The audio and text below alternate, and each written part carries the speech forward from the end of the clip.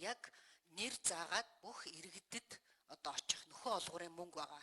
За нийт 33.2 тэрбум төгрөг шаардлагатай байгаа. Бямцах дарга нийтдээ тэрнээс 22 онд 15 тэрбумын өгөх юм.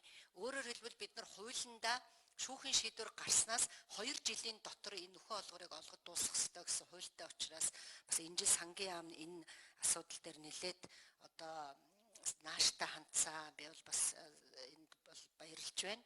Ягаад гэвэл иргэд үнэхээр энэ мөнгө авъя гэд одоо бүр үнэхээр өдөр шөнөгүй уццдаг.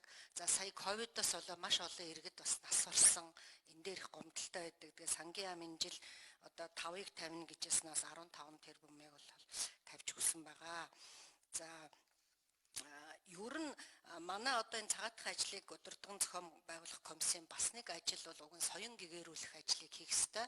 Гэтэл энэ ковидтой холбоотой гэдэг энэ соён гэгэрүүлэх ажилд бол ямар ч одоо зардал мөнгө болвол тусгагдаж чадахгүй байгаа. Энэ мөнгө бол зөвхөн одоо иргэдийн 100% нөхөн олгуурт олгогдоод энэ ажлын албанд ажиллаж байгаа хүмүүсийн цалинд яваал дуусж байгаа. Өөр одоо ямар нэгэн одоо зардал бол энд бол нэг ч юм тусгаагүй байгаа. За шүүх